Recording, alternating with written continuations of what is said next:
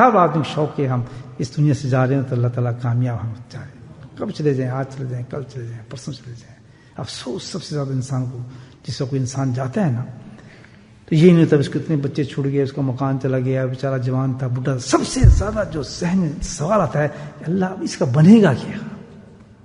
اللہ تو یہ کامیاب گیا ہے، یہ ناکام جا رہا ہے.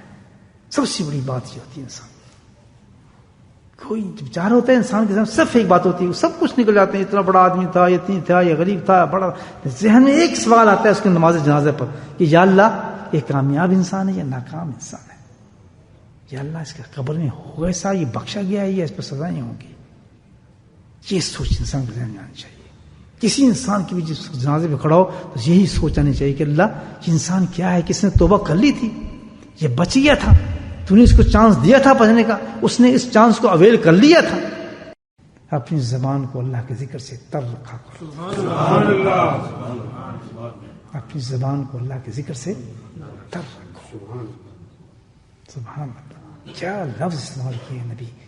نبی کی شان ہے جو ایسا فکرہ کہہ سکتا ہے، عام انسان نہیں کہہ سکتا.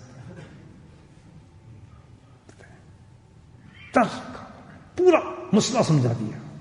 سنیا بے ختم نہیں سنو. دیکھیں تو ان کی بات تھی جنہوں نے مانگا. کیسے مانگا کہ نصیحت دیں تھوڑی دیں.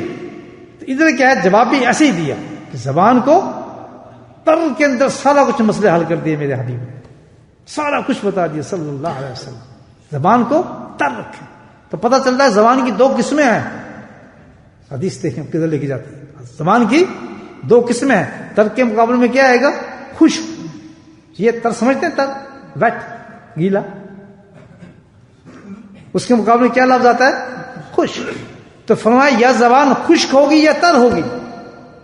اگر تر زبان ہوگی کس چیز سے؟ اگر ذکر ہوگا تو تر ہوگی، اگر ذکر نہیں ہوگا تو کیا ہوگی؟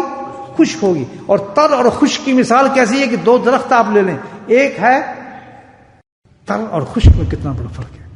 تو اللہ کے نبی نے فرمایا کہ اگر یہ زبان تر ہوئی تو تجھے جنت تک پہنچا دے گی، سوائے دین اور دین پورے فائدے تو اس کو اٹھاتا چلا جائے گا. اور اگر یہ زبان خشک ہوئی تو کوئی عمل تیرے پاس نہیں ہوگا، گناہوں میں لپٹا ہوا ہوگا، خشک ہوگی، ہر خرافات کے ساتھ لپٹی ہوگی زبان تیری خشک ہوگی.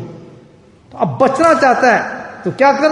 اللہ کا ذکر شروع کر. جب ذکر کرے گا زبان تر ہوگی، زبان تر ہوگی تو پورا دین تیرے پاس آ جائے گا.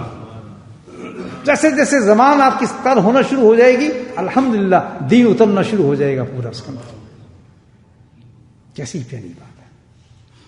یہ ہے وجہ کہ اللہ کا ذکر جو انسان کرتا ہے تو کیا دین کی طرف چلنا شروع ہو جاتا ہے، پورا دین آنا شروع ہو جاتا ہے. کیوں کہ بھائی جس وقت انسان ذکر کرتا ہے تو اس زبان سے ذکر شروع کرے گا تو زبان میں فوائد آنا شروع ہو جائیں گے، اس کے سارے فائدے آنا شروع ہو جائیں گے، وہ جنت کے جنت کے اور اللہ کے قرب مل جانا شروع ہو جائے گا.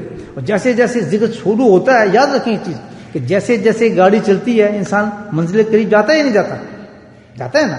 آپ یہاں ویسے ایکسیڈنٹ دبایا گھر جا رہے ہیں تو آپ کس کے قریب ہوں گے؟ اپنے گھر کے قریب. لندن جا رہے ہیں تو کس کے قریب ہوں گے؟